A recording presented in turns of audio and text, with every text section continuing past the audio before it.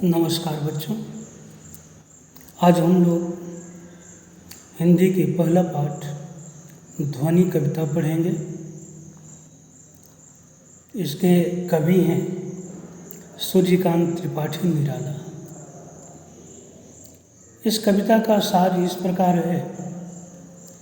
ध्वनि कविता में कवि के अंतर्मन की आवाज़ को दर्शाया गया है। कवि का मानना है कि अभी मेरा अंत नहीं हो सकता। अभी अभी तो मेरे वन रूपी जीवन में सुकुमार शिशु के समान वसंत का आगमन हुआ है। जिस प्रकार प्रकृति में वसंत के आते ही कोमलता, सुंदरता और मृदुलता का रूप बढ़ जाता है, वैसे ही मेरे जीवन में भी परिवर्तन आया है। मैं भी नई आशा से जीवन में यश प्राप्ति हेतु आगे बढ़ना चाहता हूँ। मैं सोई हुई सुंदर कलियों को अपने हाथों के स्पर्श से प्रभात के आने का संदेश देकर जगाना चाहता हूँ, अर्थात जीवन में नवीन कार्यों की ओर अग्रसर होना चाहता हूँ। वह फूलों की उनिंदी आँखों से आलस्य हटाकर उन्हें चुस्त और जागरूक करना चाहता हूँ, अर्थात अपने आप को प्रत्येक कार्य हेतु सक्रिय बनाना चाहता हूँ। अपने जीवन में भी नौ प्राणों का संचार कर निराशाओं, बाधाओं, आलस्य और प्रमाद को दूर भगाना चाहता हूँ। कवि का मानना है कि मेरा अंत अभी बहुत दूर है। वह अपने अदृश्य व अनंत से सब प्राण भेंट करना चाहता है। वह अपने अंत से पूर्व अपने जीवन की आभा, सुषमा और कर्तव्य भावना को यशस्वी बनाकर बसंत की हरियाली के समान चारों ओर बिखेरना चाहता है। कविता इस प्रकार है।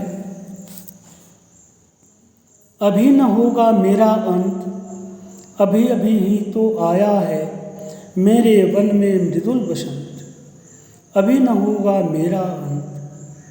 हरे हरे ये पात कलियाँ डालियाँ कोमल घात, मैं ही अपना स्वप्न मृदुल कर फेरूँगा निद्रित कलियों पर जगा एक प्रत्योष मनोहर।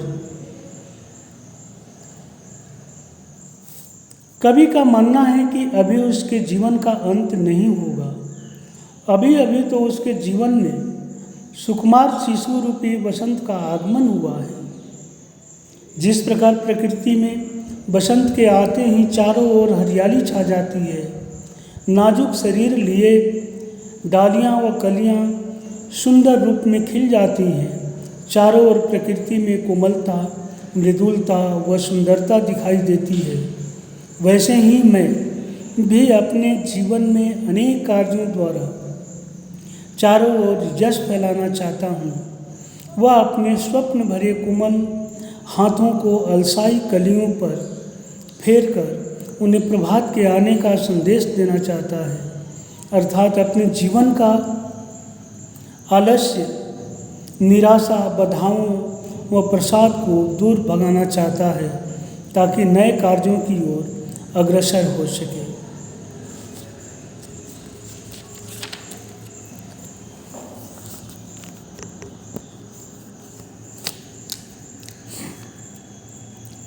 पुष्प पुष्प से तंद्रालस लालसा खींच लूँगा मैं, अपने नव जीवन का अमृत सहर्ष सींच दूँगा मैं।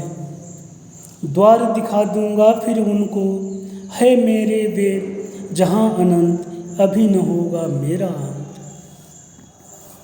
इस पद्यांश में कवि फूलों की उनिंदी आँखों से आलस्य हटाकर उन्हें चुस्त व जागरूक बनाना चाहता है। वह अपने जीवन के अमृत से उन्हें सींचकर हरा भरा करना चाहता है, अर्थात कवि अपने जीवन में नौ प्राण का संचार करके नई शक्ति के साथ नवीन कार्यों की ओर बढ़कर सफलता प्राप्त करना चाहता है। उसका मानना है कि उसका अंत अभी बहुत अभी बहुत दूर है, उसे जीवन में बहुत कार्य करने हैं। कभी प्रत्येक फूल से उसका आलस्य और प्रमाद छीनकर उन्हें चिरकाल तक खिले हुए देखना चाहता है, ताकि वे अनंत काल तक खिलकर अपनी आभा बिखेरते रहें। वास्तव में कभी अपने जीवन की आभा, सुषमा व कर्तव्य भावना को यशस्वी बनाकर बसंत की हरियाली की भांति चारों ओर बिखेरना चाहता है। वह अपने अदृश्य व अनंत से सप्राण भेंट करना चाहता है, अपना अंत नहीं चाहता है। और इस तरह से ये पाठ समाप्त हुआ।